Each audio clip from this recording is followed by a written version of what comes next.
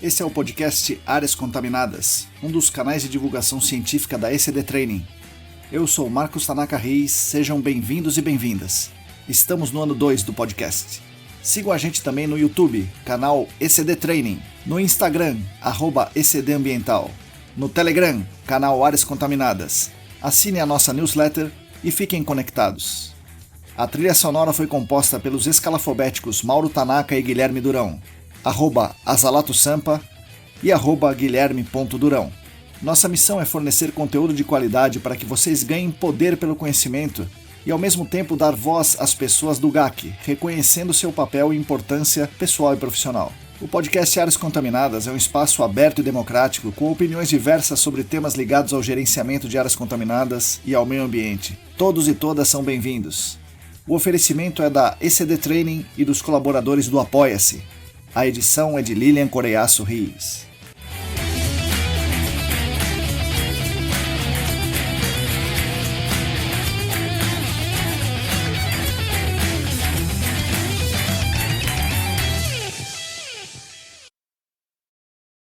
Olá!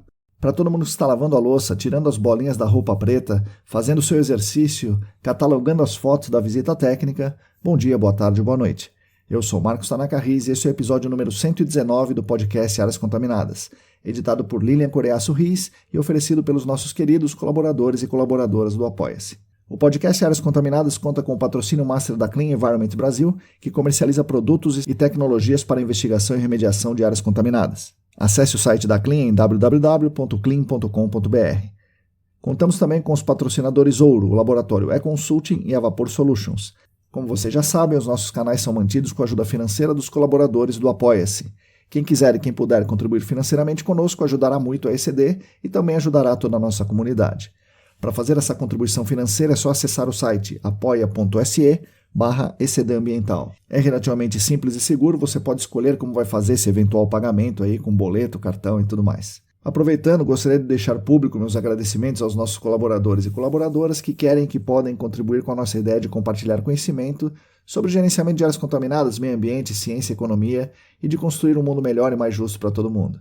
Os nossos apoiadores financeiros atualmente são os seguintes: Ábila de Moraes, Alisson Dourado, Alain Humberto, André Souza, Atila Pessoa, Augusto Amável, Beatriz Lucassac, Bruna Fiscuc, Bruno Baltazar, Bruno Bezerra, Bruno Bonetti, Calvin Yossi, Cristina Maluf, Daiane Teixeira, Daniel Salomão, Diego Silva, Fabiano Rodrigues, Felipe Nareta, Felipe Ferreira, Heitor Gardenal, Heraldo Jaquete, Gilberto Vilas Boas, Guilherme Corino, João Paulo Dantas, João Lemes, José Gustavo Macedo, Joyce Cruz, Juliana Mantovani, Larissa Macedo, Larissa dos Santos, Leandro Freitas, Leandro Oliveira, Lilian Puerta, Luana Fernandes, Luciana Vaz, Luiz Ferreira, Marina Melo, Mariluz Gomes, Paulo Negrão, Pedro Astolfi, Rafael Godoy, Renato Kumamoto, Roberto Costa, Rodrigo Alves, Sandra Pacheco, Silvia Almeida, Sueli Almeida, Tamara Dias, Tatiana Citolini, Tatiane Grilene, Thiago Soares, Wagner Rodrigo, William Taquia e mais 6 apoiadores anônimos.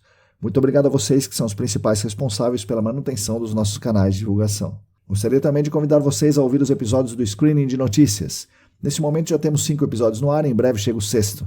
É um mini podcast lançado para comemorar os 2 anos desse nosso querido podcast Áreas Contaminadas. E no Screening de Notícias, eu e a Lilian conversamos sobre as principais notícias do GAC, de meio ambiente, de economia, como se fosse na newsletter, mas aqui em formato podcast. Bom, pessoal, no episódio de hoje eu converso com a minha amiga, colega de trabalho, ex-aluna do SENAC, quase ex-aluna do Guaraci, a Yasmin Lima, graduada em Ciências Ambientais pela Unifesp e atualmente trabalhando com GAC na Arcades. Mas antes de começar o episódio em si, gostaria de avisar vocês que o calendário dos cursos da parceria SENAC-AESAS está no site da AESAS, aesas.com.br/eventos. Tem muita coisa legal lá. O próximo curso é um curso sobre investigação de água subterrânea em setembro. Em agosto não teremos cursos por causa da conferência, que vai ser no finalzinho de agosto. Aliás, a conferência também é um evento muito importante para o nosso gerenciamento de áreas contaminadas. Será dia 30 e 31 de agosto e 1º de setembro no Centro de Convenções do SENAC. Um outro aviso, estão abertas também as inscrições para um curso de formação continuada. Esse é um curso grande, de 214 horas, também da parceria SENAC-AESAS, com o tema Gestão de Dados Ambientais. Promete ser um baita de um curso. As aulas vão ser às segundas-feiras à noite e um sábado, mais ou menos isso, um sábado por mês, presencial lá no SENAC. Bom, é isso aí, pessoal. Vamos então ao episódio. Fiquem agora com as palavras de Yasmin Lima. Bom, pessoal, vamos lá. Bom dia, boa tarde, boa noite. Hoje eu tenho mais uma convidada ilustre aqui, a minha amiga Yasmin Lima. Yasmin, bom dia, boa tarde, boa noite. Bem-vinda aqui ao podcast. Bom dia, boa tarde, boa noite para quem está escutando. Muito prazer estar aqui com você. Obrigada pelo convite. Legal. Yasmin, tem um monte de coisa para a gente falar aqui, mas eu vou começar pelo começo. Certo. Quem era a pequena Yasmin? Onde ela andava? Em que lugar de São Paulo? E que caminhos da vida levaram você para a Escola Técnica Guaraci Silveira, que é o primeiro negócio que nós vamos falar aqui. A Escola Técnica Guaraci Silveira faz realmente bastante tempo, hein? Sim, sim. Eu era uma realmente pequena, é uma das minhas características, né? Eu fiz toda a minha formação, né, antes de chegar no Guaraci, em colégio público. E a ideia de ir para o METEC era ter a chance, né, a oportunidade de ter uma formação melhor, né? Então, eu busquei, fiz o... Vestibulinho? Nem sei se tem mais. Tem sim, tem sim. Eu fiz o cursinho pro Cursinho pro vestibulinho, caramba. fiz. Aí eu fiz o vestibulinho É. e entrei no Guaraci. Eu fiz, na época, agora é diferente, né? Mas na época tinha um ingresso pro ensino médio e outro pro técnico. Sim. Na 8ª série não tinha nono ano ainda, né? Uhum. Então na 8ª série eu fiz a prova, né? O vestibulinho, passei, entrei. E no final do primeiro ano do ensino médio, eu fiz outro vestibulinho para entrar no curso técnico de meio ambiente, na época. Lá, aí eu fiz lá também. Então eu ficava o dia inteiro lá no Guaraci. Sim. De manhã o ensino médio e à tarde o técnico. Isso. Aí tinha um intervalo, né, entre as aulas. Eu ficava lá. Era Tinha um só o tempo de marmitódromo almoçar. lá? Tinha, né? Exatamente, tinha. Legal. As marmitas ficavam boiando ao longo da manhã, à tarde você pegava, almoçava, depois entrava pro curso, pro técnico à tarde. E aí tinha tanto gente, tinha alguns alunos que eram do ensino médio também, outros que faziam só o técnico. Sim. Aí eu saía só de noitinha pra ir pra casa, passava o dia todo lá. E que bairro você morava? Eu não morava na capital, né? Eu morava em Taboão da Serra. E aí fazia a ETEC de Pinheiros, né? O Guaraci lá em Pinheiros. Tinha bastante gente de outros lugares, né? Como tô falando Tinha. aqui que eu dei aula lá, né? Então, Imbu, Sim. Taboão, Osasco, Naquela Carapicuíba. região. Na época tinham poucos colégios técnicos. Acho que ainda hoje, pro tanto de, né, proporcionalmente, são poucos colégios. Hoje tem uma ETEC lá no Imbu, que seria talvez mais próxima, mas na época o mais próximo era lá em Pinheiros mesmo. Então tinha muita gente, Cotia, Sim, sim. Taboão, Imbu, daquela região de São Paulo mesmo. Muita gente ia para lá. E muita gente buscava o curso técnico de meio ambiente, então vinha de mais longe. Ah, caramba. Eu tive uma aluna lá que fazia o técnico em edificações, que naquele momento era integrado, né? Então era o Aham. médio e o técnico junto, e eles tinham aula de manhã e de tarde. Era o médio técnico integrado de manhã e de tarde. As Ela, matérias eram meio sim, juntas, né? era tudo alternado ali, né? E, inclusive a física, por exemplo, era ligada ao curso técnico em edificações que eles faziam, né? Tinha um currículo um pouco diferente. Legal. E ela vinha de Juquitiba. Nossa, Pois é, ela fala que a primeira condução que ela pegava era 4 da manhã para entrar às 7 lá no Guaraci. caramba, né? Pois é. Nossa, muito longe. Eu saía bem cedo de casa, mas não era às 4 da manhã. Mas eu acho que isso, né, de ser é um colégio muito tradicional, né? O Guaraci, proporcionar essa formação técnica, então muita gente procurava mesmo. Era bem concorrido, eu lembro que o vestibulinho era bem Pois concorrido. é, pois é. Era bem difícil, mas valeu super a pena, assim, tipo, totalmente. Foi muito, muito bom. Tanto o ensino médio tinha professores muito, muito bons lá, Sim. muito, muito legais, e no técnico também foi essencial, assim. Valeu cada dia que eu acordei bem cedo para chegar lá. Chegava tarde. Sim, sim, sim. Tinha uma professora de geografia, tem ainda, né? Uma professora de geografia Aziza, muito legal, a Ziza, né? Bem, sensacional. bem ativa e ativista, né? Totalmente, No meio totalmente. ambiente, tudo. Totalmente, totalmente. Ela dava, na época, no ensino médio, ela me deu aula no técnico também, de meio ambiente, Ah, mas no legal. ensino médio ela dava aula de geografia Sim. e ela dava parte de geopolítica, e tinha um outro professor que dava parte de geofísica. Então Ah, tá. isso era bem diferente no currículo, tipo, de ensino médio, né? Sim, sim, Então, você imagina, né? Você disse que a conhece, sim. as aulas eram assim, daquelas que eu Fantásticas, é. ficava, meu Deus, aham. Legal, a gente não se conheceu lá, né, Yasmin? Uma pena, mas. Sim. Por pouco, Marcão. Olha, você pegou a sala do lado, mas Senão seria mais engraçada essa história, né? Mas tudo bem, já é É. curiosa o Não, suficiente. eu acho que sim, em algum momento a gente pode até ter se Sim, cruzado, sim, sim, né? Ter trocado alguma coisa, mas sim. a aula não tive esse privilégio, Marcão. Quero conhecer as pessoas que tiveram aula de educação física, Sim, sim, pois é. surreal. E como é que a vida é, né? Como os caminhos se encontram. A gente foi se Sim, ver muito depois, na pós, né? pois é, pois é. É. Você me contando que estudou lá, eu falei, não é possível. Como assim? Qual a chance? Mas é. Legal.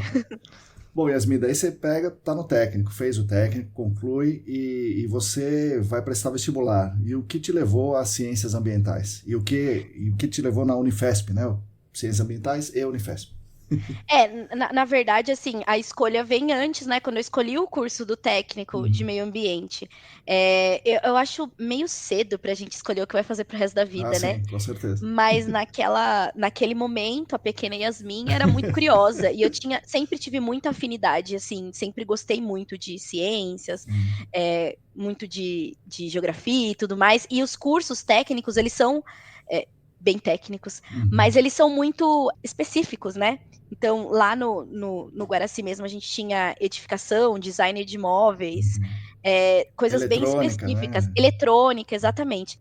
Confesso que eu nunca fui muito habilidosa com essas coisas assim, né? Então, e como eu gostava muito de humanas, de ciências, meio ambiente veio super a calhar. E aí eu fui experimentar, Uhum. me permiti experimentar. E me apaixonei, assim, eu sempre gostei muito, sempre fui muito observadora, sempre gostei muito de observar a natureza, né, tive sempre essa afinidade, então me encontrei. E aí, quando eu terminei o técnico, eu sabia que eu queria alguma coisa assim parecida, mas Uhum. não exatamente o quê. Uhum. Então, Marcão, para ser bem sincera com você, eu prestei vestibular para tudo que você pode imaginar. Eu Uhum. prestei biologia marinha na Unesp, Caramba, prestei ciências ambientais, prestei biomedicina. caramba. Tipo assim, um pouquinho de biológicas eu fui É. ali. E aí eu lembro que no vestibular, né, o curso de ciências ambientais, ele não. Era muito recente, ainda é muito recente na ocasião, né? Se eu não me engano, na época, a gente tinha ciências ambientais em 9 universidades. Uhum. Apenas. Acho que todas elas públicas e em uma particular. Assim, o curso de ciências ambientais que eu ouvi falar.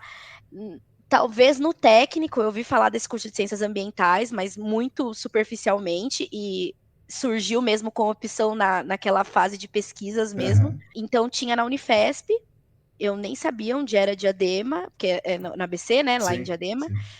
mas eu prestei e eu lembro que os vestibulares saíram, né, os resultados dos vestibulares saíram todos muito próximos, assim, né, na época o ingresso na Unifesp era pelo Enem, Uhum. e aí tinha da Unesp também, a FUVEST, saíram meio parecidas e eu tive que escolher. E aí eu quase fui para a Unesp para É. fazer era, se eu não me engano, o curso era de biologia com ênfase em gerenciamento costeiro ou biologia marinha. É E, São e era Vicente, né, no esse São curso. Vicente, isso, São Vicente, era no São Vicente. E eu passei na Unifesp também em Ciências Ambientais. E aí, foi o momento de decisão, né? Aí fui na grade, Uhum. olhei as grades, né? E aí me assustei um pouquinho, porque as ciências ambientais têm uma parte pesada de exatas, e não era exatamente o que eu esperava. Mas fui na grade e falei, cara, me identifiquei ali com algumas matérias e tudo mais, e falei, tem que escolher, vou escolher. É, é. Aí fui e tive uma aula de apresentação, assim, do curso. E aí eu falei, não, é isso aqui. Que bom, Gostei. que bom. E Ainda aí fui bem. indo. Fui indo, me identifiquei bastante mesmo. E sou uma super entusiasta, assim, desse curso. Eu acho ele fantástico e, enfim, acho ele muito, muito diferente. Tem algumas coisas que eu vejo nesse curso, não tendo feito o curso, né? As pessoas que saem de lá, dá para perceber claramente que tem uma consciência assim, geral maior. Elas reivindicam mais os seus direitos, elas são mais conscientes do seu papel no mundo e sabem que papel o outro tem no mundo. Então é uma formação realmente diferente do engenheiro ambiental. Eu fiz engenharia ambiental, tenho Aham. colegas engenheiros, e o engenheiro, você sabe como é que é, os ouvintes também sabem como é que é o engenheiro, né? O Contas. cientista ambiental é bem diferente, tem a mente mais aberta, sim, vamos dizer, tem a mente mais aberta. Aham. E eu vi a grade também, tenho amigos que fizeram lá, talvez um pouco antes de você e tal, e tem muitas disciplinas, muitas coisas são interdisciplinares, não é aquela coisa estanque. Então, conta para nós, por que as pessoas de lá têm tanta cabeça aberta assim, são tão mais conscientes, e se a universidade tem a ver com isso, ou se são os alunos que são assim mesmo, por isso escolheram as ciências ambientais? Olha, acho que isso é quase um paradoxo. É o dilema de Tostines, né? Exato, exato. Eu acho que, assim, pensando assim nesse contexto, eu acho que atribuiria a 2 fatores, assim. O primeiro é uma universidade, a universidade, é o campus da Unifesp, o campus de Diadema, que é um campus, a história dele é bem interessante, vem do Reúne, né, dessa expansão das universidades federais. Então, eu fui da segunda turma de Ciências Ambientais, né, o curso era de 2010 e o campus eu acho que tinha, acho que 3 anos, assim, acho que uma turma formada, talvez. De Ciências Ambientais eu fui da segunda turma.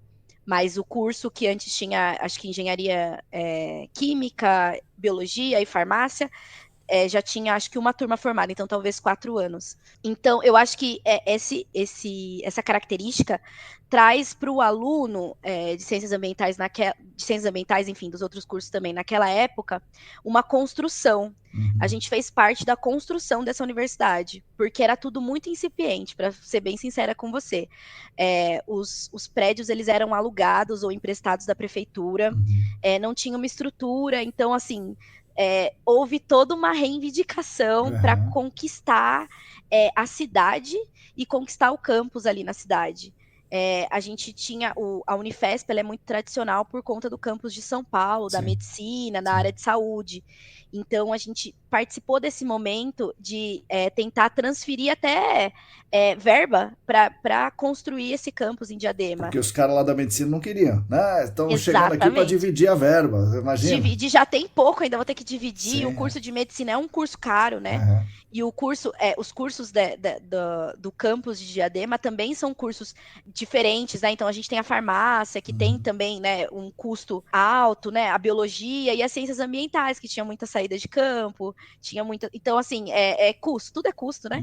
Então, essa transferência de renda para Diadema e para as outros 4 campos que tinha na época, foi tudo conquista, assim, e eu participei do movimento estudantil lá na época, de centro acadêmico, me envolvi em tudo que tinha lá, experimentei um pouquinho de tudo na universidade. Eu acho que isso é um dos fatores, por essa consciência, porque a gente realmente construiu um curso, a gente construiu o campus, né? Nada foi simples. Então, acho que isso traz também, muda totalmente a forma de enxergar as coisas, né? E traz uma conscientização de mundo real diferente. Sim. E eu acho que a formação em si de ciências ambientais, por ser uma formação multidisciplinar, também proporciona isso, assim. Então, é um curso que a gente tem a parte de humanas muito, muito, muito presente, o que não é comum na formação, né, na formação de quem vai para a área ambiental. Então, é um diferencial. E aí também a gente experimentou ali ao longo do curso bastante de ciências exatas, um pouco de ciências das ciências da terra, essa formação da parte de humanas também. Então, acho que isso é muito importante para essa construção, assim. Então, por isso que eu acho que o cientista ambiental é um profissional diferente, porque ele tem talvez essa capacidade de comunicação um pouco mais desenvolvida por conta da formação, por experimentar um pouquinho das outras áreas também, sabe? E como é que é mais ou menos a grade, o que vocês desenvolvem lá, o que vocês aprendem no curso de Ciências Ambientais, para quem está nos ouvindo e quer eventualmente fazer esse curso? Façam, quem está ouvindo e se interessou, façam, porque é um curso muito legal. Na verdade, ele é o curso de Ciências Ambientais nas universidades, né, eles são diferentes, né, não é uma grade integrada. Isso chegou a ser uma reivindicação em algum momento dos alunos e dos professores de Ciências Ambientais para tentar ter uma identidade de cientista ambiental um pouco mais definida. Mas não é exatamente igual a grade para todos. Inclusive, o curso de Ciências Ambientais da Unifesp é um curso com a carga horária bem extensa, bem diferente dos outros. Na época que eu fiz, ele tinha 4.400 horas, mais ou menos. Hoje ele já, acho que deu uma mudada na grade também, né? Em torno de 4.000 horas. Então, é um curso para 4 anos, é um curso bem pesado. é um curso que a gente não chama ele nem de humanas, nem exatas e nem biológicas, né? Porque ele tem uma estrutura que proporciona quase que equivalente todas essas grandes áreas, né? Como deve ser as ciências ambientais, realmente, né? Deveria ser assim, né? Exatamente, que são as ciências ambientais, né? Então a gente tem a parte de ciências da Terra, que é muito, muito, muito ligada à geologia. Então, eu acho que isso é diferente também dos outros cursos de formação, pelo menos do que eu escuto, assim, do pessoal que atua em GAC, porque normalmente essas disciplinas de geologia são só dos geólogos, mas o curso de ciências ambientais tem bastante, tem essa proporção em geologia. Tem as ciências biológicas e ecológicas, que aí tem bastante forte ecologia, biologia evolutiva, microbiologia, um pouquinho de tudo. Tem a parte de química, tanto que o cientista ambiental ele é ligado ao CRQ, então o conselho de classe é o de química, porque tem a grade horária de química bastante volumosa também, inclusive sofri bastante. E as ciências humanas, né, que tem a parte de antropologia biológica e humana, tem a parte de educação ambiental, legislações ambientais, saúde, meio ambiente, então tem essa parte bem forte. E aí tem uma parte do curso que eles chamam de ciência ambiental, que curiosamente são as disciplinas mais ligadas ao GAC.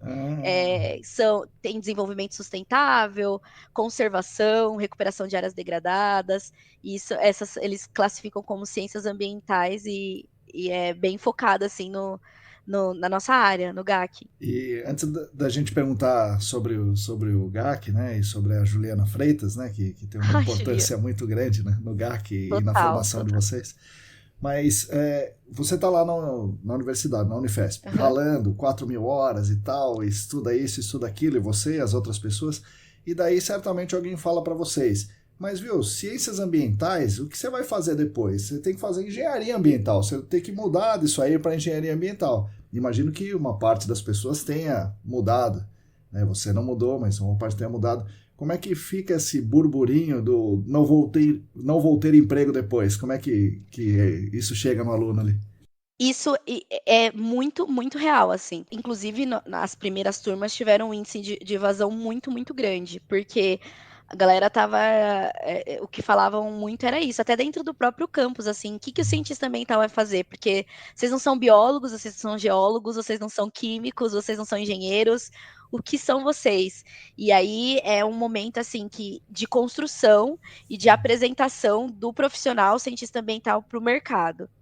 A grande maioria ali no começo das primeiras turmas acabaram seguindo na academia, então ficaram no meio acadêmico, mas aos poucos o profissional começou a ser conhecido no mercado, e a gente tem algumas figuras importantes que acabaram fazendo esse elo entre o cientista ambiental e o mercado de trabalho. Uma dessas figuras que você já citou é a Juliana, porque ela tinha esse contato com consultorias ambientais por conta do trabalho que ela desenvolvia, e aí acabou que isso foi importante para apresentar alguns profissionais. E aí hoje eu estou enxergando mais assim o pessoal indo para o mercado, tanto quanto talvez para a parte de pesquisa, de ensino, mas no começo a gente viveu muito, muito, muito esse conflito, até por não ter conselho de classe, exatamente, por a parte de reconhecimento do curso pelo MEC, teve toda uma insegurança, várias incertezas, mas aos poucos eu acho que o caminho que seguiu foi esse, assim, algumas pessoas foram desbravando o mercado de trabalho, algumas oportunidades aconteceram e esse profissional foi sendo apresentado, assim. Que bom. E me fala uma coisa, você de Taboão da Serra, você não ia todo dia para Diadema, como é que você fez? Eu fui no primeiro semestre, eu fui, e aí Pior que o Guaraci, muito pior, muito mais muito longe, pior, assim, né? muito pior, do outro lado, não, nada a ver. Saía 4:30 da manhã, aí ó, agora eu me lembrei, teve esse momento. Saía super cedo, chegava super tarde, meu pai sempre foi muito zeloso, então ele tinha uma dificuldade em, assim, topar que eu fosse morar para lá, enfim, então rolou todo esse momento, mas no primeiro semestre eu bombei quase tudo, de verdade, porque eu não primeiro tem como, né? Não tem como. Não tem como, eu não tinha tempo para estudar. O curso era integral, eu não falei esse ponto, né? Sim. Então era das 8 às 6. E eu não tinha tempo para estudar, porque eu tava me deslocando, eu tava tendo aula. Sim. A grade era muito inchada no primeiro semestre. Tinha muita exatas no primeiro semestre. Então isso contribuiu também. E aí, eu peguei, assim, tipo, acho que 3 ou 4 de 6, assim, não consegui passar, não tive média para passar, e aí eu falei, putz, cara, eu não vou conseguir encarar esse curso com essa rotina. Uhum. E aí, na época, como é um campus novo, não tinha dormitório, nem Sim. alojamento, não tinha esse programa estudantil que as universidades mais tradicionais têm, né? Então, tinha uma assistência social lá da Unifesp, fornecia bolsas para quem tinha, enfim, para quem tinha esses problemas aí, porque tinha muita gente muito longe Sim, também, sim, né? sim. E aí eu fui morar numa pensão. Morei numa pensão por 6 meses e depois fui morar em república, até o final da graduação. Legal. Caramba. Saí debaixo da asa dos Sim, pais e sim. fui. E eu fui direto do ensino médio, né? Então fui muito crua, assim, fui Nossa, muito imagina. imatura mas assim, me virei. E aí depois da bolsa eu fui procurar iniciação científica para poder ter, né, para complementar ali, conseguir me manter e foi assim que foi rolando. Que legal, que Eu legal. sempre quis ficar independente, assim, sabe? Quando eu saí de casa, eu quis ser É. independente, porque eu queria. Acho que tem disso, Sim, né? sim, De, sim. de, de mostrar que consegue. Sim, sim. Mas deu certo, não tive que voltar para casa depois, assim. Permaneci independente. Legal. E como é que qual é o papel da Juliana Freitas, né? Então, para que os ouvintes que não conhecem, a Juliana Freitas é uma profissional renomadíssima, né, no nosso mercado, um dos maiores nomes do gerenciamento de áreas contaminadas do Brasil. Ela já era antes de ir para a Unifesp, e quando ela vai para a Unifesp, ela consolida esse segmento dentro da universidade. Na ótica do aluno que não sabe o que é GAC, né? Tá lá do Guaraci, entrou lá na Unifesp, tá lá ralando pra caramba e aparece esse tal de GAC. Qual é o papel da Juliana e o papel da Juliana como professora, mentora em geral, e o papel da Juliana no GAC? Nossa, para mim, assim, eu posso falar da Juliana por horas aqui, porque eu acho que ela é uma personalidade mesmo do GAC, é Sim. uma profissional diferenciada assim mesmo, e é uma inspiração para muita gente. Se a gente for assim lá no campus da Unifesp e perguntar da Juliana, assim, todo mundo vai ter essa admiração, assim, porque é muito diferente e eu me sinto privilegiada de ter trabalhado com ela. Antes de falar da Juliana, eu preciso contextualizar um pouquinho, porque eu não estava, apesar do curso de Ciências Ambientais ter esse apelo, assim, ter essa característica de algumas disciplinas ligadas ao GAC, não era o que mais me fazia brilhar os olhos lá, né? Te falei dessa minha personalidade super política, Uhum. super engajada, eu participei de toda a construção ali, né? Participei de centro acadêmico, fui presidente do centro acadêmico, enfim, participei da greve de 2018? Não, 2015. Enfim, a greve das federais, que Sim, parou sim, sim, sim, tudo. sim, sim. Eu tava lá, enfim, fiz. Esse era mais ou menos assim a minha personalidade. E eu tinha muita afinidade com as disciplinas de humanas.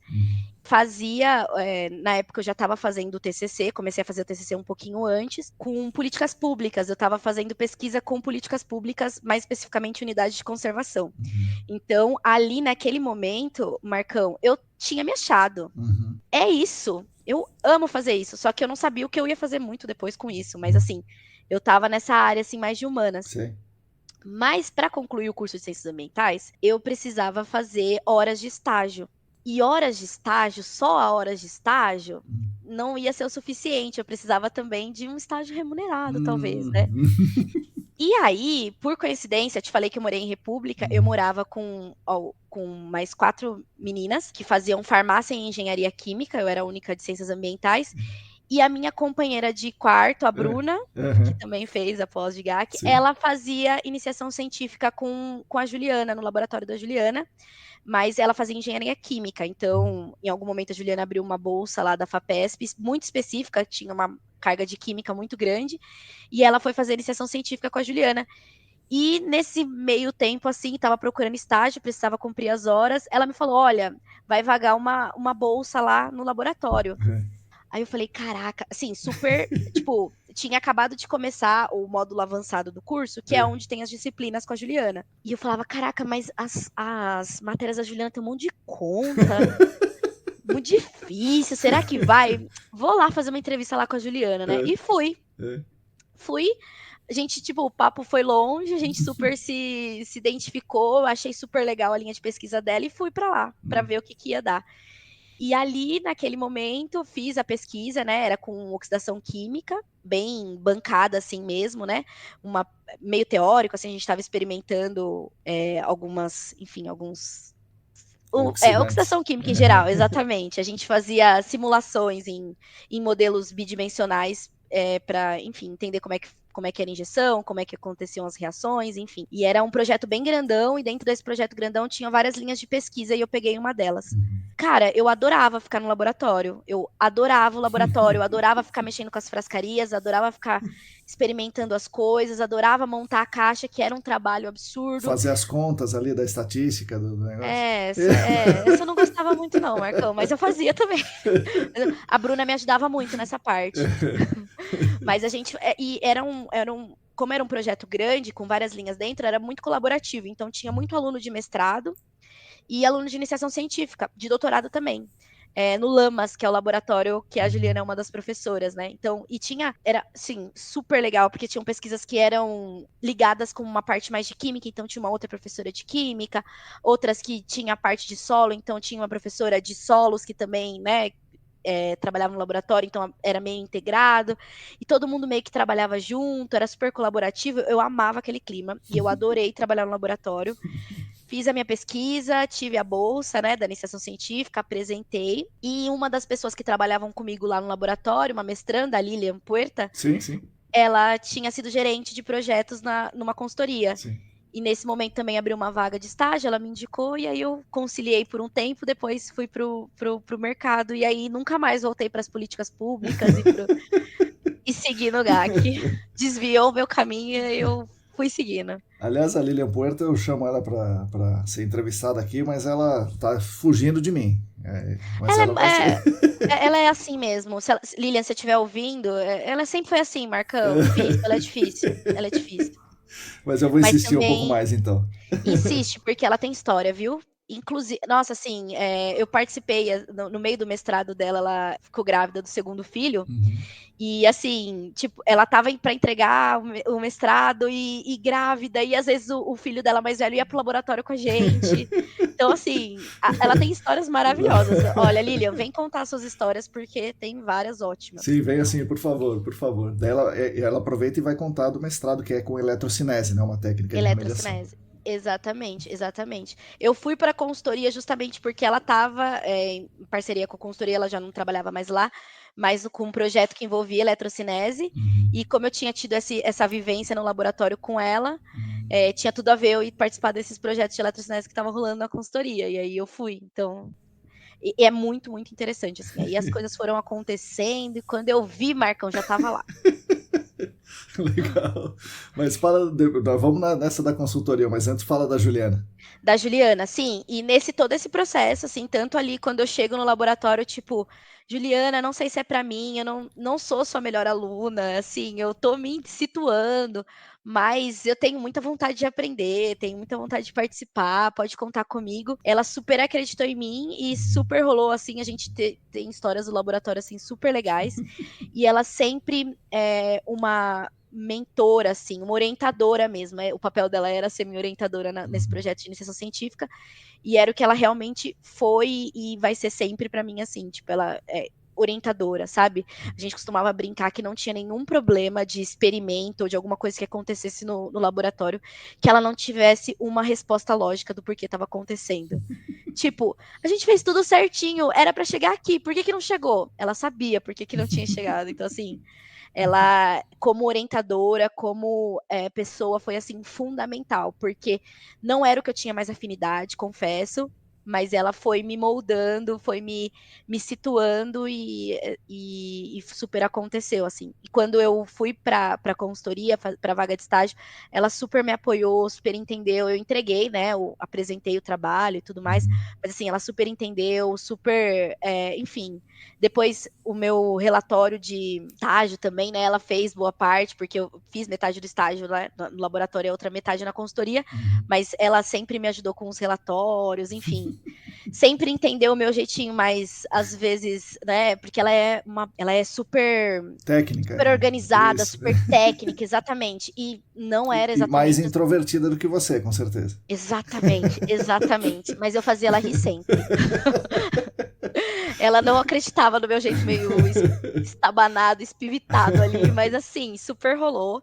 E ela sempre foi muito compreensiva e eu acho que uma das principais características dela, assim, é que ela conseguia enxergar o melhor, assim, o maior potencial de cada um. Então, assim, o que eu tinha de melhor, né, que eu poderia oferecer ali para pesquisa, para o trabalho, ela sabia explorar e ela sabia buscar aquilo que a Bruna tinha de melhor, né, ela explorava naquilo. E isso e ela ia montando a gente em equipes e subequipes para trabalhar juntos, pensando nessas características, assim, sabe?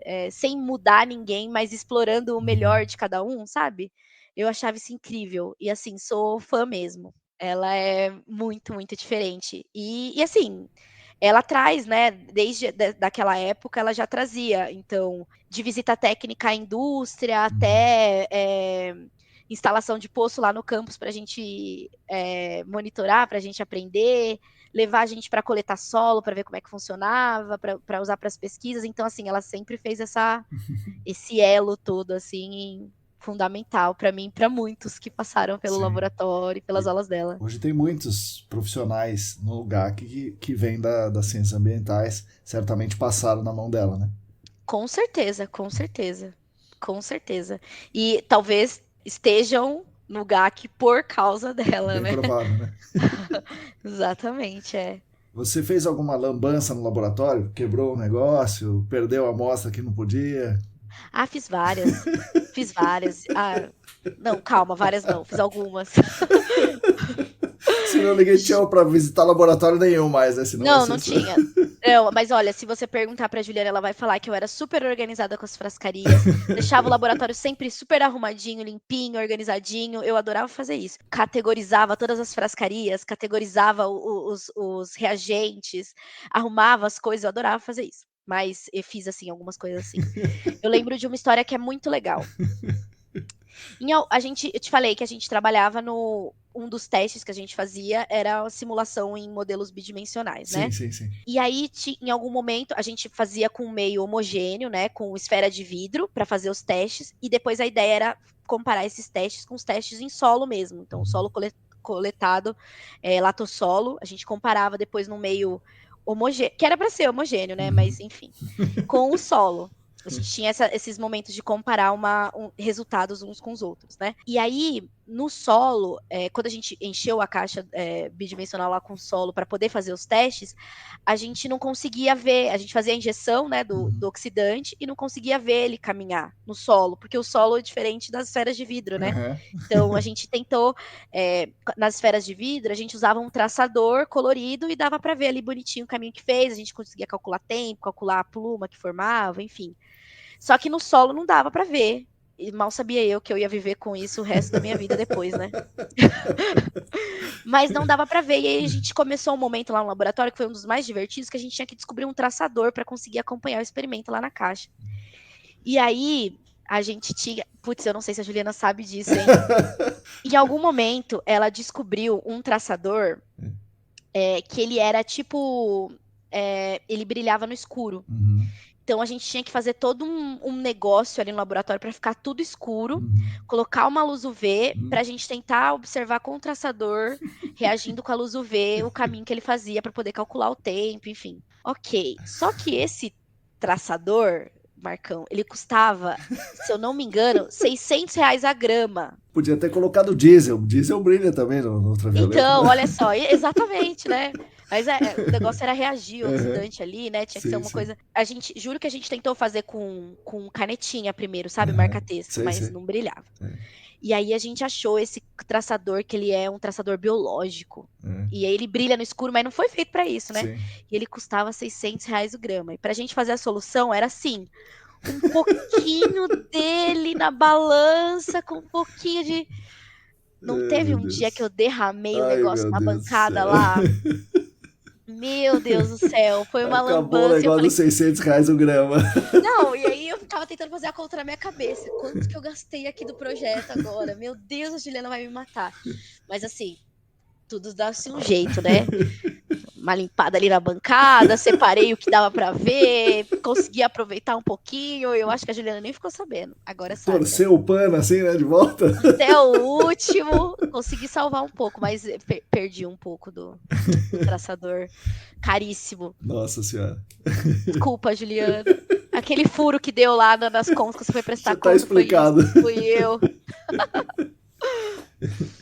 Bom, daí você vai você vai fazer um estágio numa consultoria, né? Você vai fazer um estágio numa consultoria famosa, renomada aqui no estado de São Paulo. Sim. E daí isso é em Pinheiros, e você em Diadema. E agora, o que você fazia de Diadema para Pinheiros e tal? Você morava em Diadema ainda? Eu morava em Diadema ainda. E ia fazer o estágio lá em Pinheiros, até o momento que eu terminei as disciplinas. Quando eu entrei no estágio, na consultoria, eu já estava no finalzinho do curso. Não tinha muitas disciplinas, tinha algumas horas poucas para cumprir. E no começo, logo que eu comecei, eu fazia ainda uma disciplina ou outra, conciliava com o estágio na consultoria, e eu ficava indo de Diadema até Pinheiros, né, metrô, ônibus, fazia todo esse trajeto, aí até eu terminar todas as disciplinas. Aí quando eu terminei todas as disciplinas, eu fui, morei um tempo com a minha mãe, mas aí, assim, logo ela ainda morava longe de Pinheiros, né, e tudo mais, aí eu fui morar com umas amigas mais próximo ali, e para poder conciliar, porque a rotina e a vida na consultoria não é fácil, né? Qualquer tempinho que você ganha já é... É muito. É muito, exatamente. Mas acho que por uns 6 meses, talvez um pouquinho mais, eu ainda ia de Diadema até Pinheiros, todo dia. E aí você vai na consultoria e você trabalha... quando eu te encontrei na consultoria, você estava mais no comercial, mas você também atuava na parte técnica. Como é que é isso aí? É mais técnico, mais comercial? De tudo um pouco? O que você fazia lá?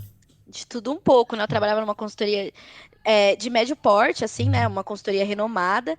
Eu comecei o estágio com 2 projetos que envolviam eletrocinese e oxidação química, porque tinha essa experiência no laboratório, mas confesso que não era a mesma coisa. Longe disso. Imagino. E aí eu fui me adaptando com aquela experiência que eu tinha de bancada para a vida real. Aquele eletrodo numa caixa 2D que eu usava desse tamanhozinho que virou uns negócios gigantescos. E um desses clientes, que era em São Bernardo, então eu fazia visita até, né, nesse cliente, porque eu estava perto, acompanhava bastante as atividades.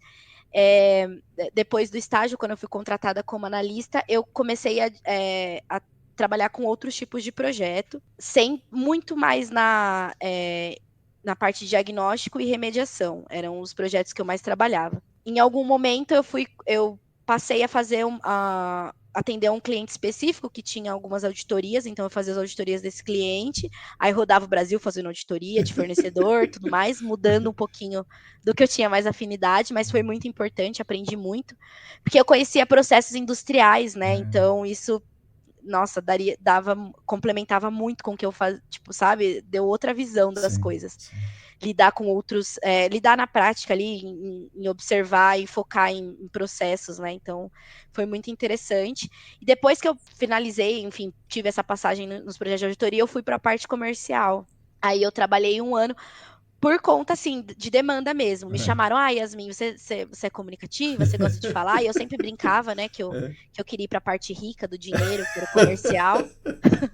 E aí a minha gerente na época topou a loucura, me chamou, e eu fui trabalhar no comercial e gostei muito, e acho que desempenhei bem, trabalhei bem no comercial, gostei, só que eu tive que escolher em algum momento, né, porque eu ainda atendia tecnicamente alguns clientes e estava trabalhando no comercial, fazendo proposta, elaborando escopo.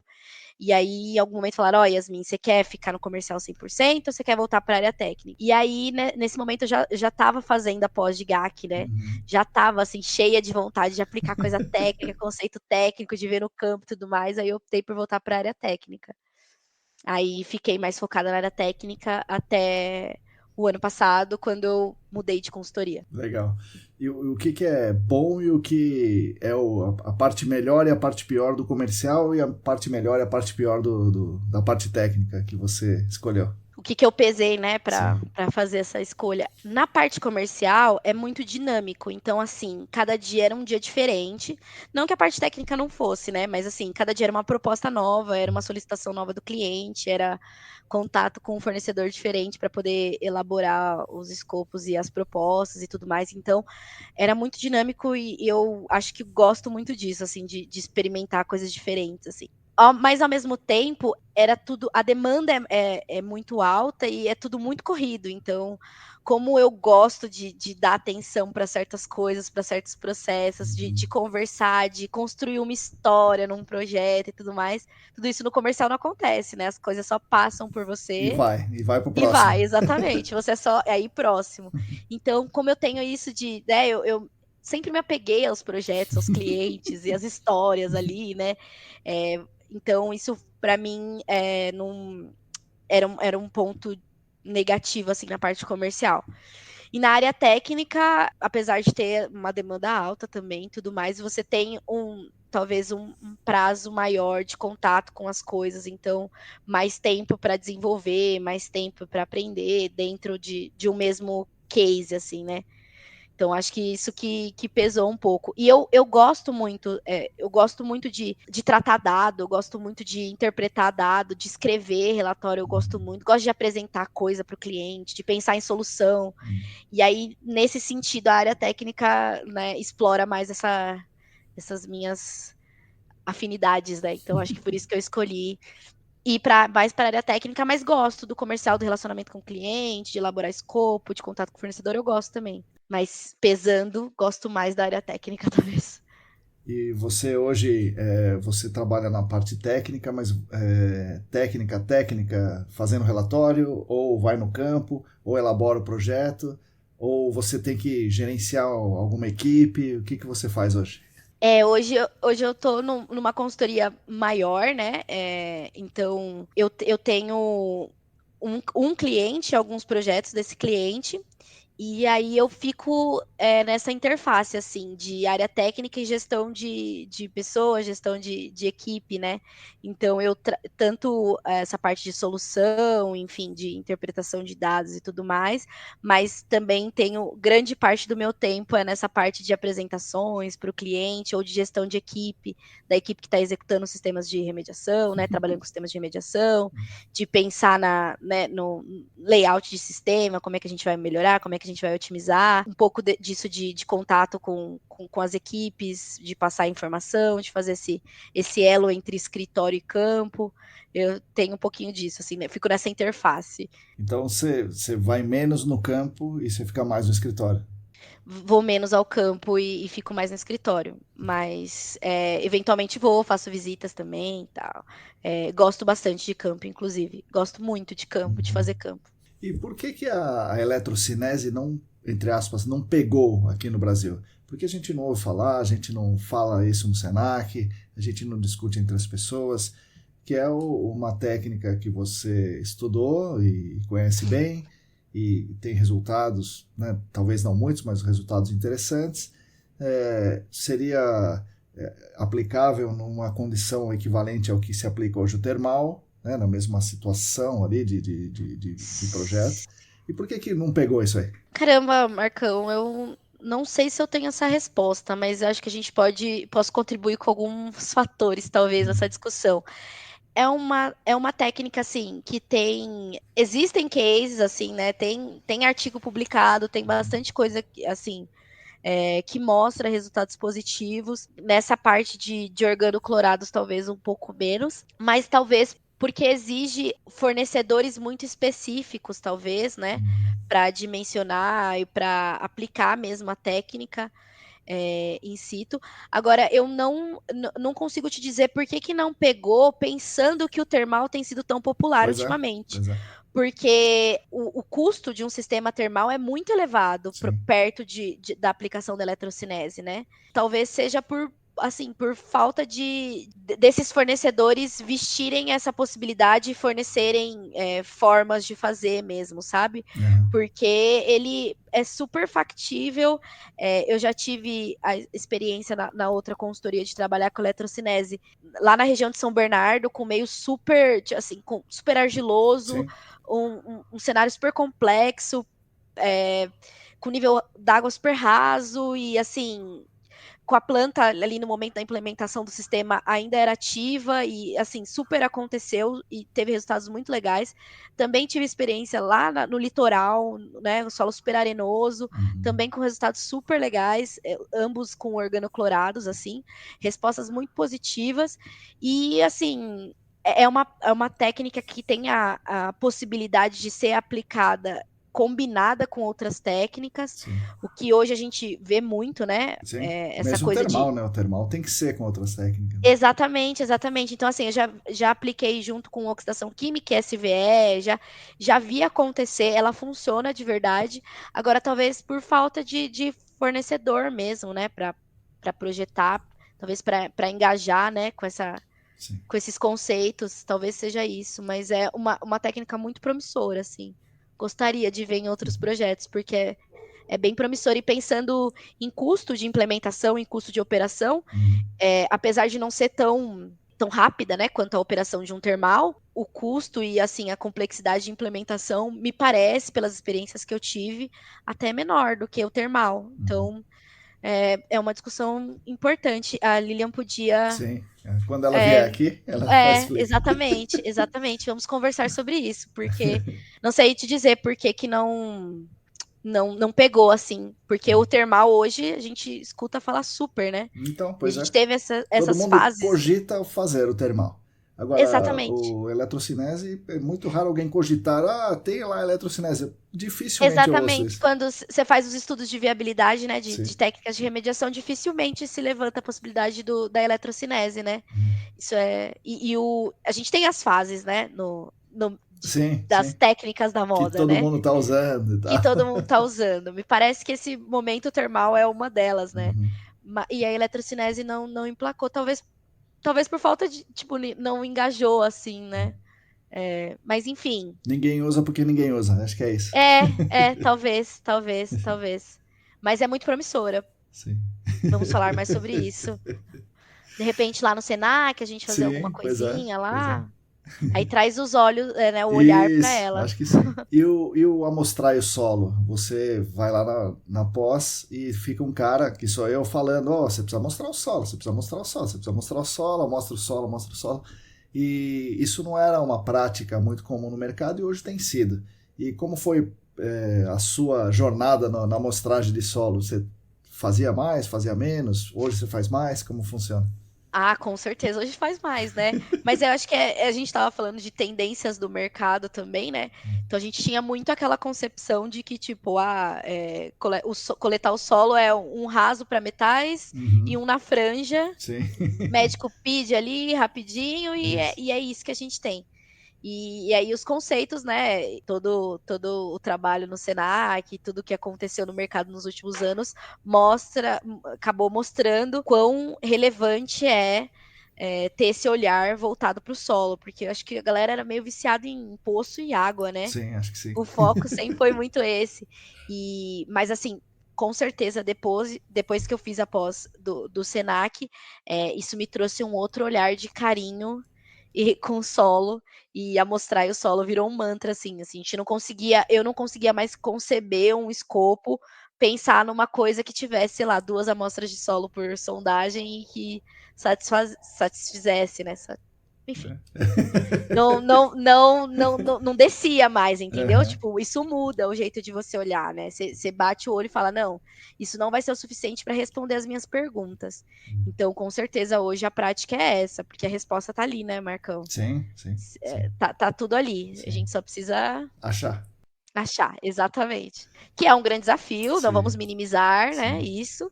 É um grande desafio, mas a gente precisa fazer, né? Uma vez que você já está lá, né? E isso é bem interessante, porque todo mundo já fazia a sondagem, já Sim. coletava o solo, só Sim. não levava para o laboratório, né? Então, Pois tipo, é. batia vários liners e pegava uma amostra da franja e mandava para o laboratório. Então, assim, uma vez que você já está lá e que, assim, o custo para análise química para um VOC, por exemplo, não é o que vai quebrar o seu projeto. Pois é. Você já tá ali, já coletou, já botou o liner ali, tipo, né? Pois é, Manda pro vamos laboratório. usar mais esse liner, né? Exatamente, explorar esse liner, né? Que foi tão difícil bater, Exato, cravar, exato. tirar a moto. Então, aí, só que assim, né? Claro que rola até uma culpa, Marcão, eu quero te dizer isso, né? Rola uma culpa, porque você olha como as coisas devem ser feitas e você pensa no começo, fala, putz, fiz meio errado, né? Aquilo que eu fiz lá atrás tá meio. Não estava tão certo, né? Mas assim, a gente tem que julgar o seu eu do Sim. passado com a Pois cabeça de hoje, né? é lógico. O importante é que agora que você sabe, que você tem consciência disso, que você sabe que é o que vai responder as suas perguntas, então faça, né? Sim. Acho que é isso.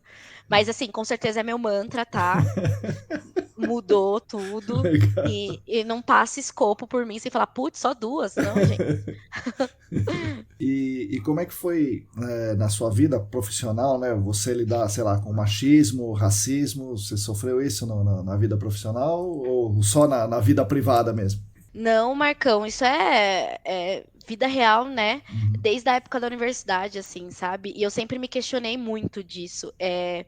Vou voltar lá atrás um pouquinho, mas desde a época da universidade a gente tinha um campus novo lá em Diadema, né? Que Uhum. que já foi a cidade mais perigosa Sim. do Brasil, assim, tem essa característica. Eu lembro que quando eu fazia faculdade lá tinha toque de recolher, depois das 11 ninguém ficava na rua. É. Real, assim, né? Então, era uma região bem pobre, e você olhava, entrando na universidade, né? Apesar da precariedade da estrutura física, quando Uhum. você abria a porta da universidade, isso não correspondia Sim, com o sim, entorno, sim, né? sim. Então, eu fui uma das poucas alunas negras na turma, no andar, no prédio e no campus, sabe? Uhum. Assim, dava para contar mesmo. E a realidade que você via dentro da universidade pública Pois é. não correspondia à vida real do entorno. E aí, essa questão do machismo e tudo mais também, na vida profissional, eu senti muito, porque assim, eu acabava ficando à frente de equipes de majoritariamente homens. Uhum. O contato na indústria era basicamente com engenheiros homens, Uhum. com pessoas mais velhas do que eu, então tinha também essa questão.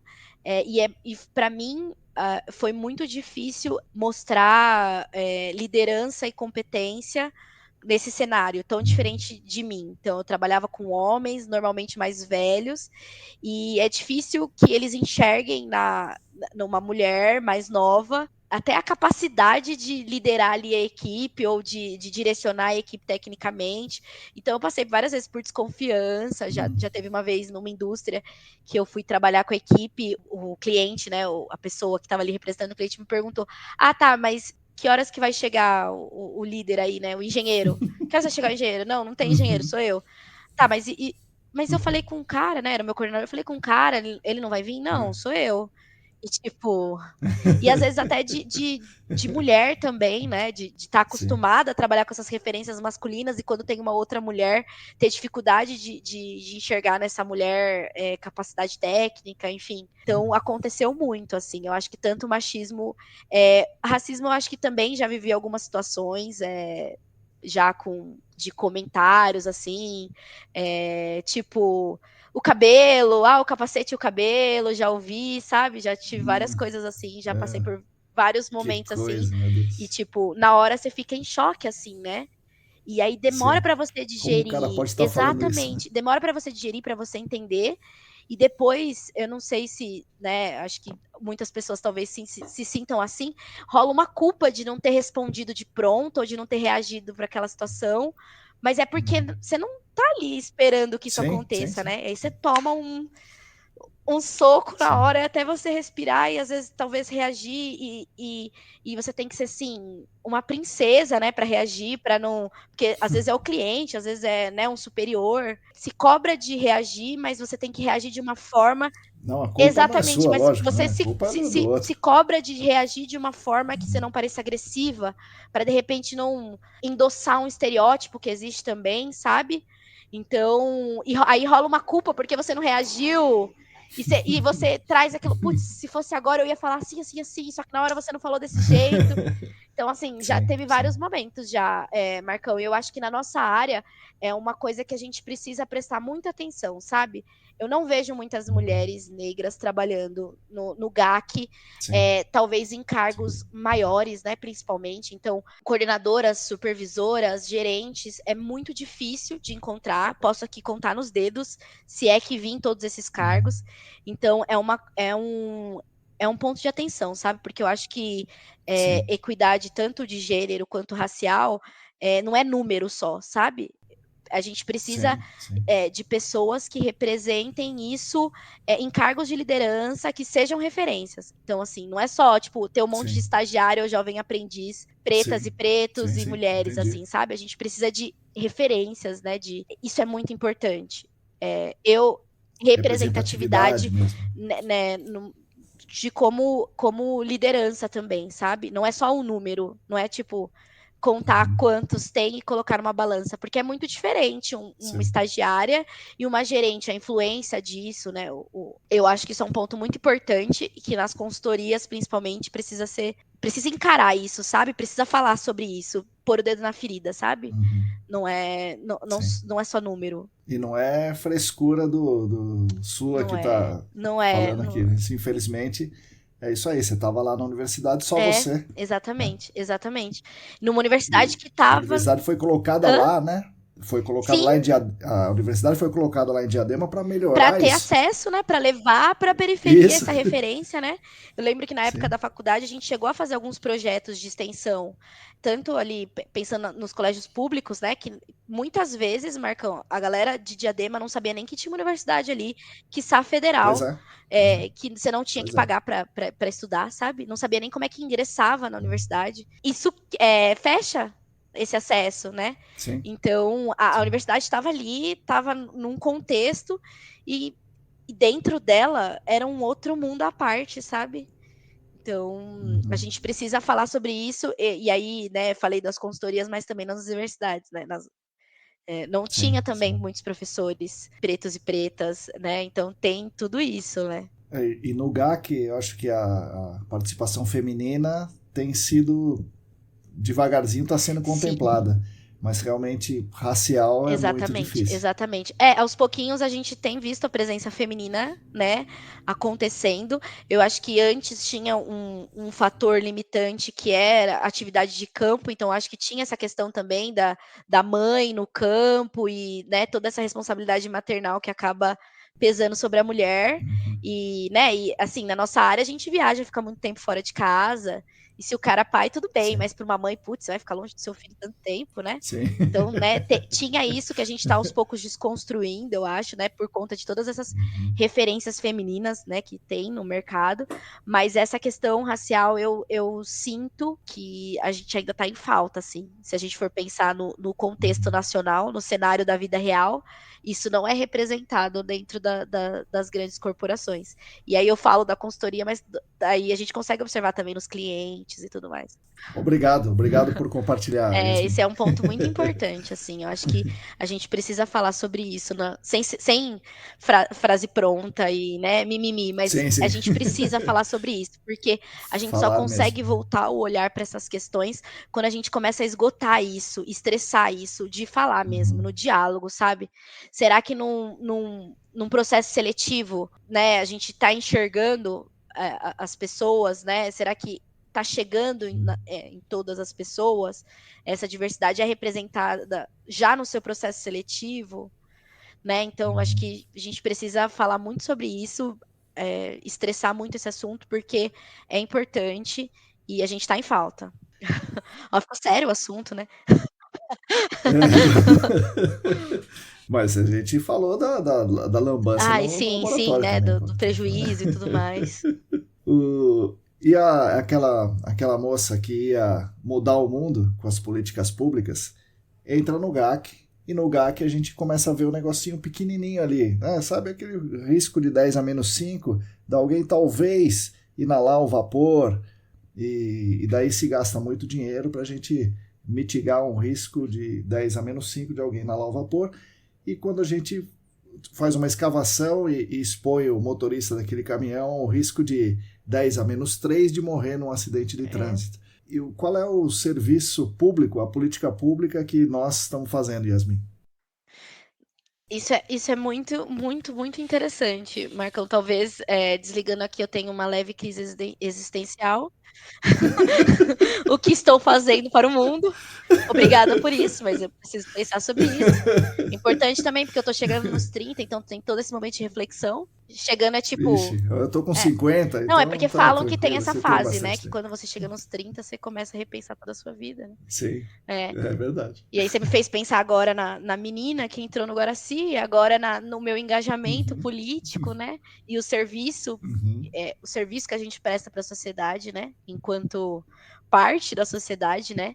Mas eu acho que o principal, talvez, é trazer um olhar não só dessa parte mais técnica ou da concentração de um ponto que tem ali, mas o que tudo isso envolve. E eu acredito num GAC onde essas questões técnicas elas serão sempre muito importantes, né? E são, mas que a gente consiga unir isso com a prestação de serviço pública, né, para as pessoas, para as comunidades, para os trabalhadores. Essa parte de sustentabilidade também, que a gente precisa falar sobre isso também, né, dentro do nosso núcleozinho.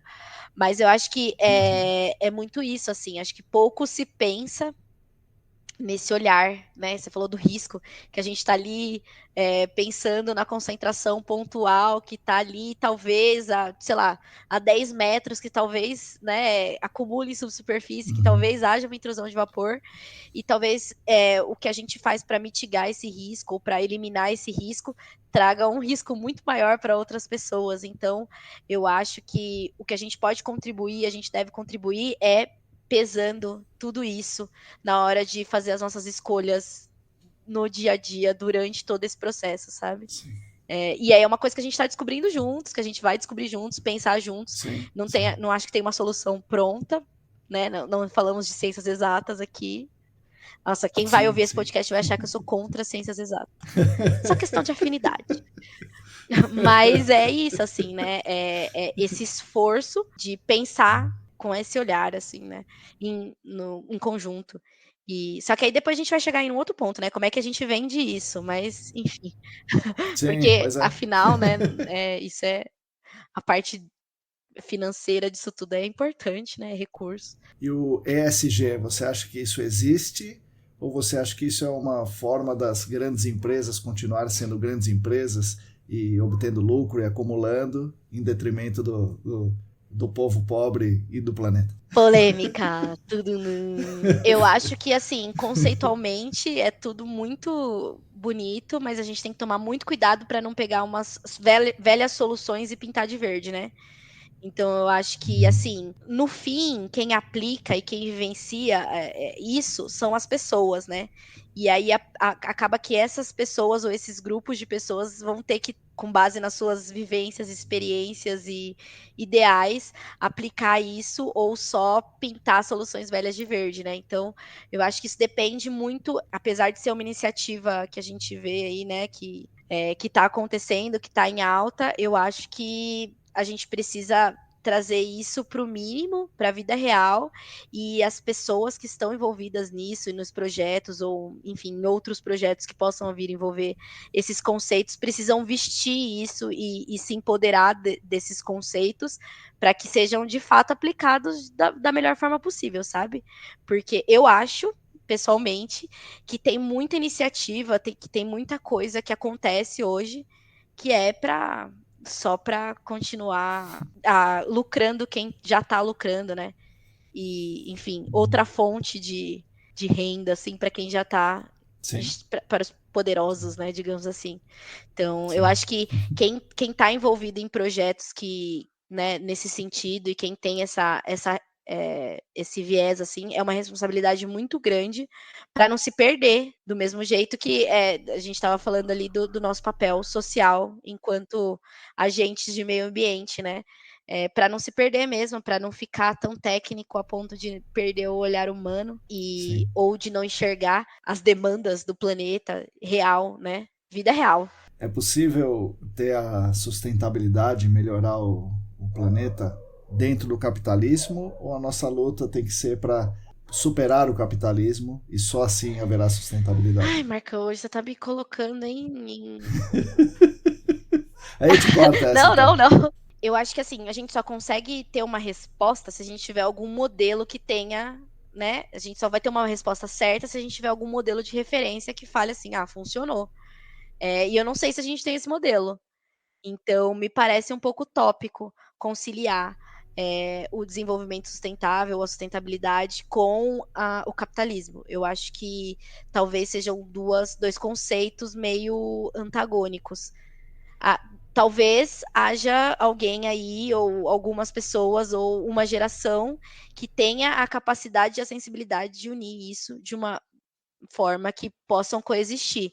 Mas hoje, pensando no cenário de hoje, pensando no Brasil de hoje, eu acho meio antagônico, assim. Eu acho que a gente precisaria mudar um pouco mais do que apenas as ações de sustentabilidade num contexto do que a gente já tem hoje, sabe? É mais embaixo, buraco mesmo. Então, hoje eu enxergo como um antagonismo, mas talvez as próximas gerações, ou a próxima geração, ou essa geração muito engajada, possa Os cientistas conscientizar. ambientais que estão lá na faculdade Exatamente, agora. exatamente. Consigam trazer essa coexistência.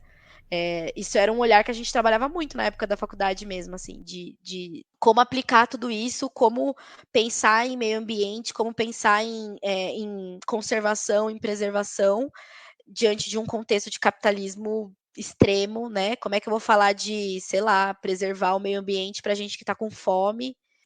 Essa coexistência E o ambiente tem que ser preservado para exatamente, eles. exatamente, exatamente. E assim, dadas as devidas proporções e responsabilidades para quem cabe, né? Então, assim, o que é o meu, sei lá, escovar os dentes de torneira fechada perto de uma grande Sim, indústria sim, que sim. está desperdiçando no Exatamente. seu processo e não está nem aí com isso e que despeja no rio depois e polui os recursos hídricos. E, tipo, qual que é o peso disso? E obtém lucro por isso. Exatamente, exatamente, exatamente.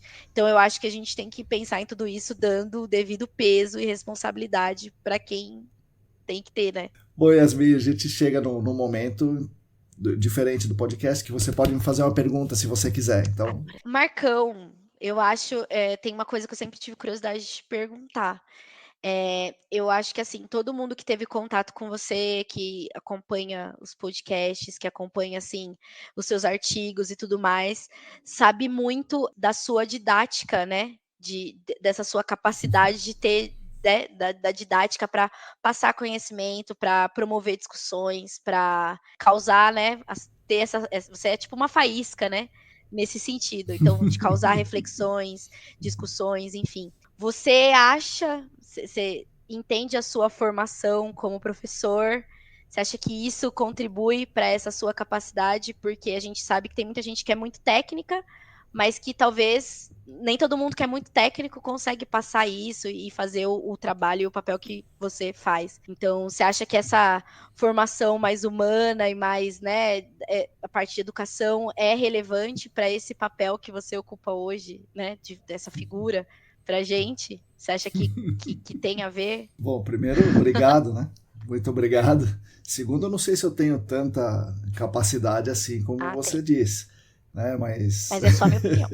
enfim, o que eu tenho de uma eventual capacidade, né, ainda maior ou menor, certamente vem da formação como educador, né? Vem não só da formação acadêmica, né, nas cadeiras da graduação da educação física, mas de toda a vida, né? Então, tive uma vida com meu pai e meu irmão que são assim, né? Eles se propõem a fazer coisas, inventar coisas, então eles são muito comunicativos e eu fui meio aprendendo com eles, embora eu seja bem diferente deles, sou bem mais introvertido e tal, mas eu fui aprendendo com eles e a graduação em educação me ajudou muito. Outra coisa que me ajudou muito é trabalhar com jogos e recreação para crianças. Então eu era muito introvertido e eu era obrigado a explicar as coisas para as crianças. Olha, nós vamos fazer um jogo que é assim, assim, assado. Então eu tinha que explicar para elas, eu tinha que conhecer o jogo e tinha que saber explicar. Então esse desenvolvimento me fez saber melhorar as minhas explicações. Eu sempre gosto de desenvolver as pessoas, né? Então, eu quero explicar para que a pessoa saiba. Não adianta eu saber. Eu saber não adianta nada. Eu preciso Que o mundo fazer com saiba. que as pessoas que estão me ouvindo saibam. Senão, não adianta nada. Então, é isso que eu tento desenvolver. Espero estar conseguindo aqui. Isso é diferente, assim, uma característica diferente, assim, no meio que a gente trabalha, assim, né? Tem muita gente que é muito técnico e, assim, por mais que tenha, Sim. né, enfim, vontade ou tenha esse olhar, não vai ter essa mesma facilidade para passar esse conhecimento adiante. E nem todo mundo é comprometido com isso, assim, tipo, do conhecimento que eu tenho, eu quero dividir em prol, enfim, para Sim. desenvolver a área, para desenvolver pessoas. Então, não é todo mundo que tem esse olhar e essa preocupação. Então, acho que é por isso que você tem o papel que você tem hoje aqui pra gente, né? Que bom. De abrir Que bom que eu caminhos, consigo, né? enfim, promover discussões, trazer Sim. reflexões. E eu gosto, né? Eu gosto disso. E eu gosto de ler, então eu gosto de conhecer várias coisas. Então isso também facilita, né? Eu gosto de imaginar que a minha cabeça é aberta também para transitar em vários assuntos. E aí quando eu convido o convidado, né? A convidada, a gente tenta levar a nossa conversa para um lugar que a pessoa seja confortável e possa contribuir bastante. Então, esse é o papel aqui no podcast. E nas aulas, em geral, nos cursos mais técnicos, podcasts mais técnicos, eu acho que tem bastante gente que é muito técnica e não consegue explicar direito, mas é Sim. comprometida. Ela é comprometida, mas ela talvez não consiga, né? E eu me ponho no lugar do aluno, é isso. Eu acho que o cara que sabe muito, talvez ele imagina que o interlocutor saiba tanto quanto ele. E eu me coloco no lugar do aluno. Eu não sei, eu preciso que Tipo, alguém não me é bobo explique, né? começar mais de um passinho para trás, né? Talvez nem para nivelar e tudo Pois é. mais. E a gente, eu tava falando disso com o Júlio essa semana, assim, né? Na nossa área, a gente conversa com gente, tipo, tem o cliente, tem o advogado, tem o responsável, sei lá, de repente é uma outra consultoria que está trabalhando lá. A gente tem que adaptar a nossa linguagem, né?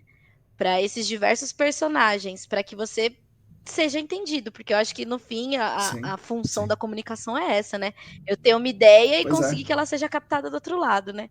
Então, isso é um exercício que a gente faz sim. bastante no sentido de adaptar a linguagem para as pessoas. Eu acho que isso, como professor, né?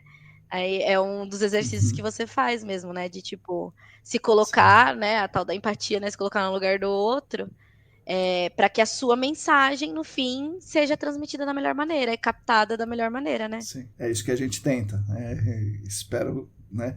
Desde lá da educação física, quando eu entro no Guaraci, né, para dar aula, minha primeira escola foi Aham, o Guaraci. E é isso, eu precisava ter um jeito de me comunicar com aqueles aham. jovens, né?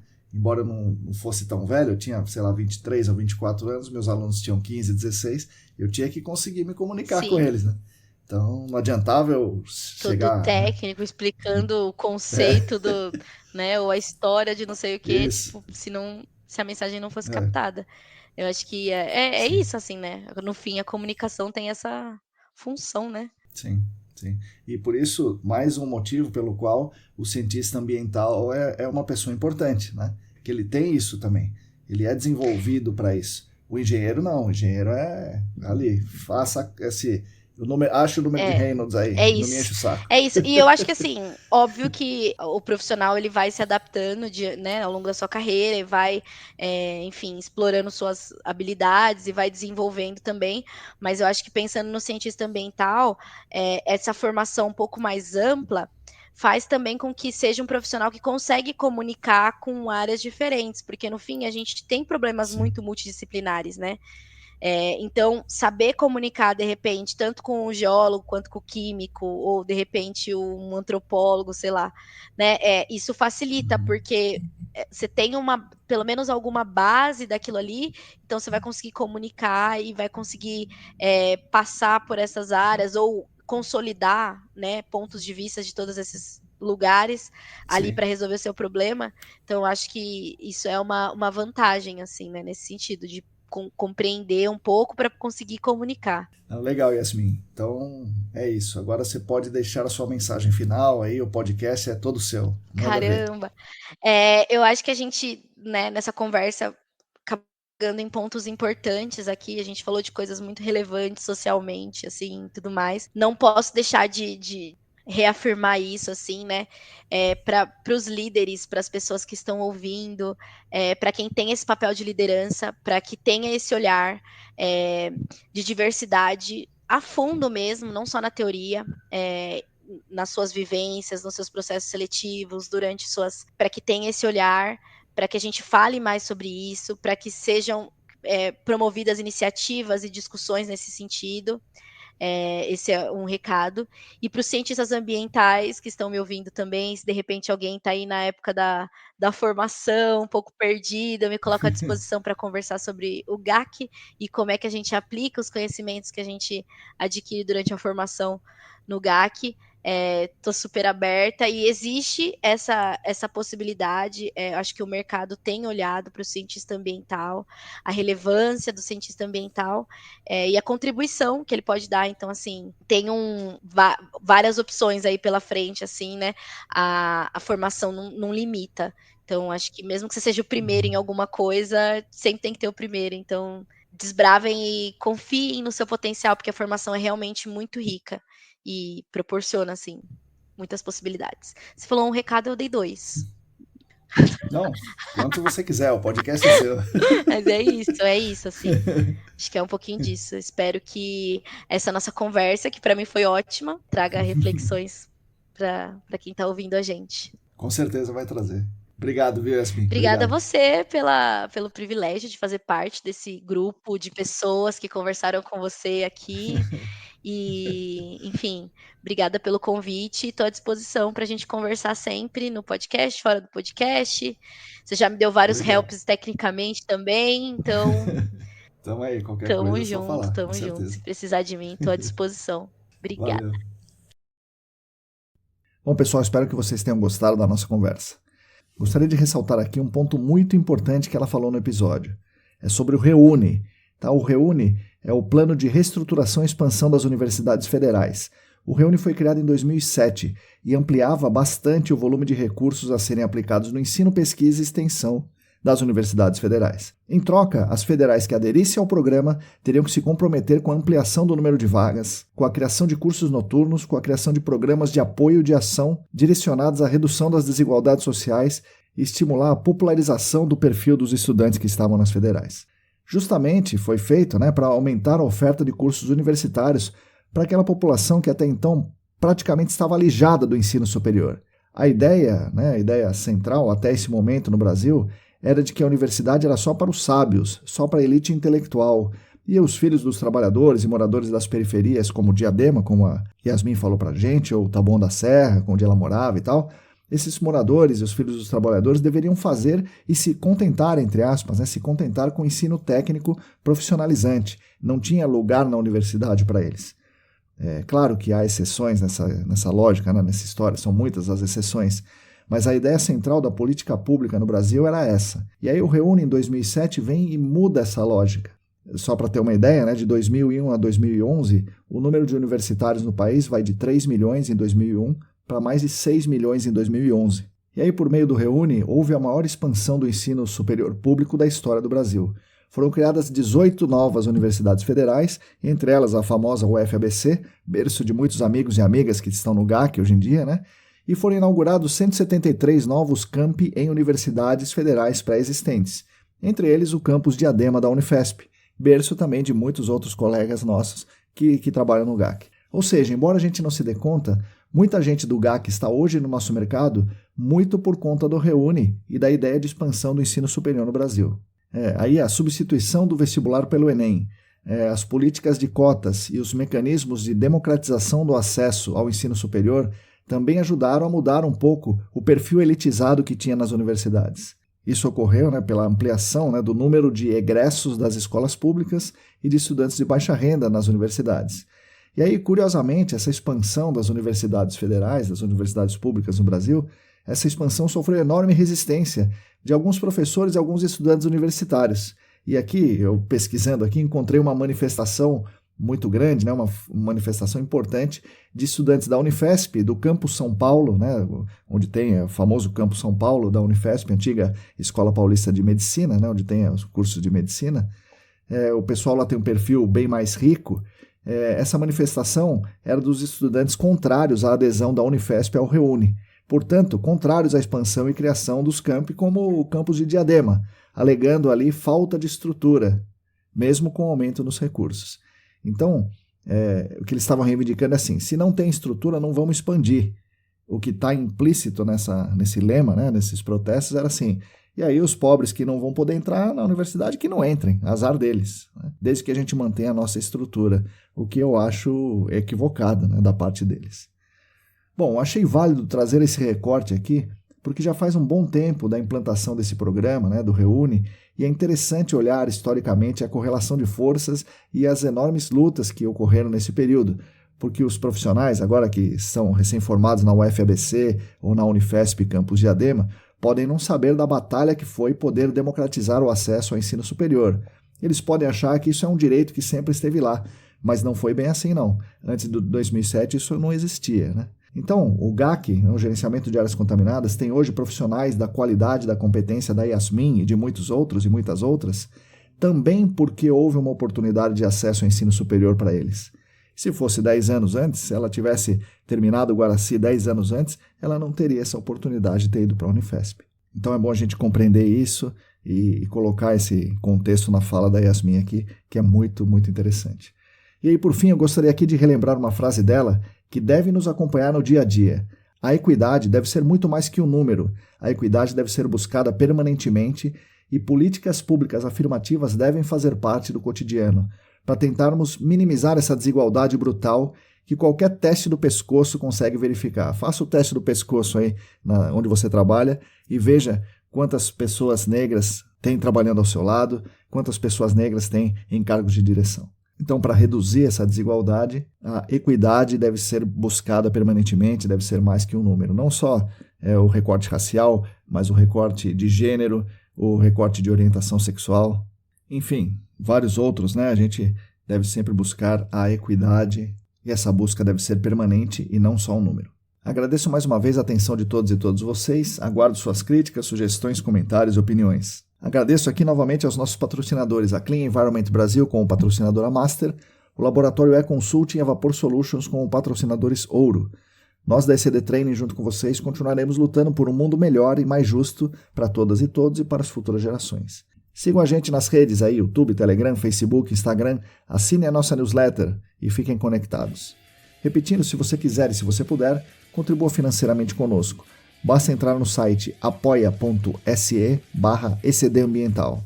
A todas e todos vocês, muito obrigado e até a semana que vem.